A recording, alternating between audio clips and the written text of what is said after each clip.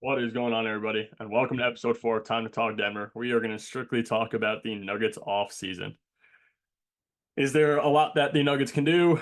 No, there's not because we don't have a lot of money. Is there things that, as a fan, I want to see? Of course, there is. Every fan wants to see.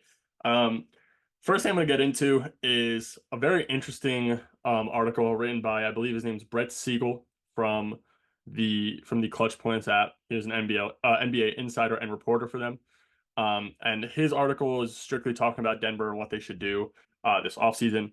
And I was very interested in what he was saying because if they were to break up the core four of Gordon, Murray, MPJ, and Jokic, he thinks that it should be with an MPJ trade because it makes the most sense. And I sort of agree, and I don't.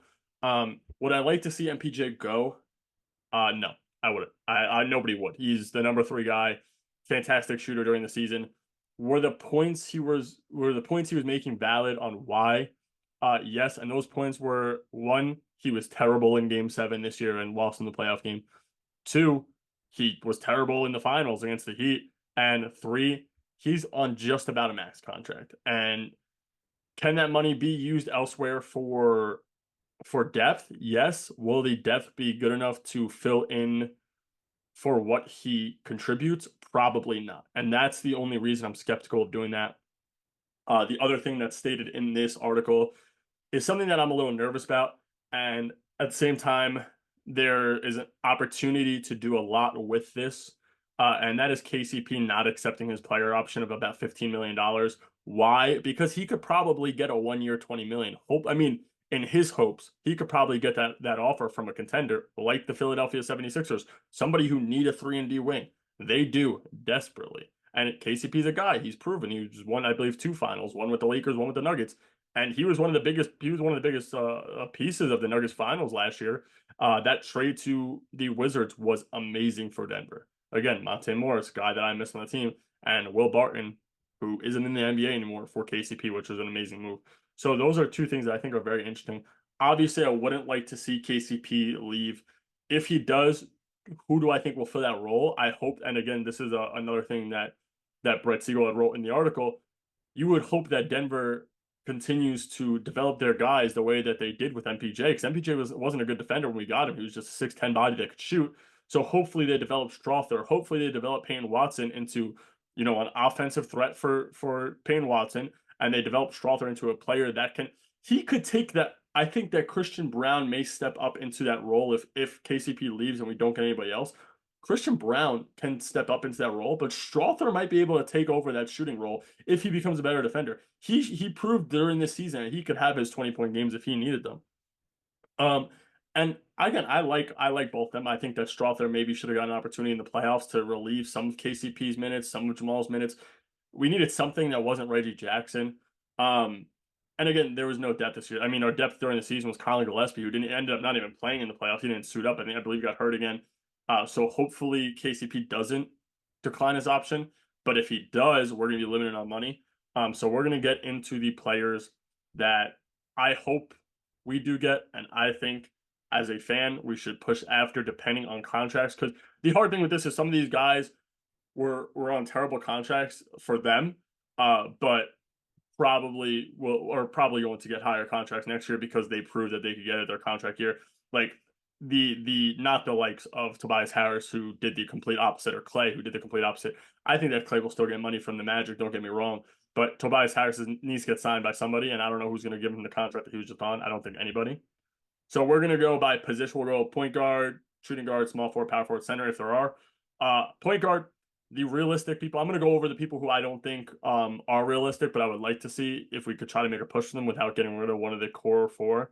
Um, the point guards, I think we could afford him. Campaign is one of the best options out there. Guy was a spark plug for Philly this year. Almost brought them back in the Knicks series in the playoffs, and he didn't play the first couple of games. I love Campaign. He has an unorthodox game, but I would love to see him out there for Denver next year as a bench piece. Spencer Dinwiddie, another guy who I'm not saying he's amazing, he's going to be this huge difference maker, but we could use a backup point guard that's not Reggie Jackson. And even if we do have Reggie Jackson, we could throw Dinwiddie at the two. And the other guy I would like to see, obviously, is Monte Morris, bring him back. Great. He was a great backup for Denver. The year we got rid of him, obviously, we got KCP, who was a starter that we needed. But Monte played those minutes that Jamal got hurt. The year that Jamal got hurt, Monte covered up those minutes in an amazing fashion. We're still a playoff team. You know, he's not that great, but he's a good piece off the bench. And Minnesota wasn't playing him, so I don't think he's going to want a lot of money. Let's move over to the shooting guards. Another two guys, if affordable, both from Philly. Melton and Oubre. Melton, prior to injury, helped Philly dominate this year when Joel Embiid was healthy as well. He was a great piece for them, which helped move Kyle Lowry to the bench, have Kyle Lowry come off the bench. And Oubre, another guy, a big body, lengthy body who is guarding point guards. We could use that. That's what KCP does. So if we were to swap KCP for a guy like Oubre, I think it would be amazing. But I don't think that we'd be able to afford Oubre just because of what I just said. I think that he played over what his contract really is, and he'll get money next year. A couple other guys I want to see. I know that Oubre is listed at small forward shooting guard. The next two guys are as well. Lonnie Walker and Alec Burks. I would have loved Alec Burks scoring off the bench for us this playoffs. Again, I think if we were able to keep MPJ, give Alec Burks a small contract, he wasn't that good during the season for Detroit, and he wasn't that good during the season for the Knicks before they played him in the playoffs. I would love to see him. Lonnie Walker, I think, is just a decent scorer who we could use off the bench for some minutes. I would rather Lonnie Walker, who's a guy who's younger and more durable, than Justin Holiday. Back to the small forwards. One guy I would like to see, I don't think is realistic because of the feud between him and Jokic. Marcus Morris. Again, guy could score. I believe he was like an all-star caliber player on the Knicks a few years ago prior to him being just a regular bench piece for the Clippers. I think he might have started actually for the Clippers as the small forward when Paul George was at shooting guard. Kawhi was at power forward prior to injury. So I would like to see him. I would love Derrick Jones Jr. from Dallas. And I don't think he's worth a lot of money because a lot of teams don't like him. And another guy is Batum, just for the scoring. Batum's not that good outside of scoring. I don't think personally. I know that he used to be a decent defender. We need a three ball off the bench, and that would be the guy I think, especially to help spread the floor. And he's a big body, so he could give Jokic the minutes if we need them. Power forwards, guy like Kyle Anderson. Would love to see Kyle Anderson on the Nuggets. Again, big body, could shoot a little bit, not amazing. Dario Saric, same thing, huge body. Danilo Gallinari or Bol Bol, bringing either of them back would be amazing. I don't think Bol Bol's going to go anywhere. I don't think he's got an opportunity that he deserves yet. I think if he were to play on an organization that could utilize him the right way, he'd be amazing. I think that we should have done that, and we did it, and we moved him. Danilo Gallinari, if he could stay healthy for us, I think he'd be good. It's good for the culture of Denver. Bring back a guy like that. And then let's move over to centers. The number one option at center. This is a guy who I would love to bring in, Andre Drummond. But I do not want to bring Andre Drummond in if we do not get anybody else, strictly because he's not good offensively. If he can come and get rebounds, throw up some dunks for us, lobs we could throw, I would love to see Andre Drummond in a Nuggets jersey over DeAndre Jordan, who's awful, because Andre Drummond was a starting caliber center on the Bulls this year. The only reason they're playing Vooch is because Vooch is a former All-Star. You can't not play Vooch. He's one of your core players.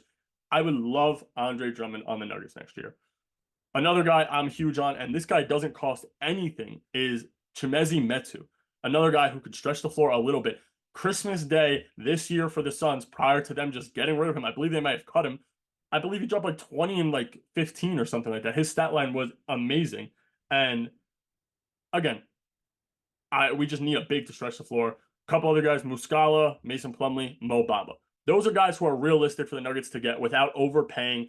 And hopefully if they get one of them, they could get two or three of them for smaller contracts. I think that Mo Bamba, who's not even playing on Philly, may seek a larger contract. And when teams don't give it to him, he might just sign for a smaller contract just to be on a team. And I think Denver could take advantage of that. Same thing with Muscala. Same thing with Metu. Metu was on the Pistons, and I don't even think he was playing there. I don't even remember him being picked up by the Pistons. Mason Plumlee, another guy who's good for the culture. Bring him back. He was on our team, played awesome for us, was the perfect backup for Jokic because he was a great facilitator. And as I said with Drummond, I think that Drummond would just be phenomenal for the Denver organization. Unrealistic signings. Nick Claxton, he's going to want a lot of money. Everybody knows he wants to leave the Nets so that he could seek a contract. Jonas Valanciunas, who's going to be amazing. The thing about the Nuggets and centers right now is the West is going to stack up on centers. Every team in the West are going to go after centers, I believe personally, just to match up with Minnesota next year if they get Kyle Anderson back, because who can match up with them right now? Nobody. Again, the Mavs beat them last night. That's fine.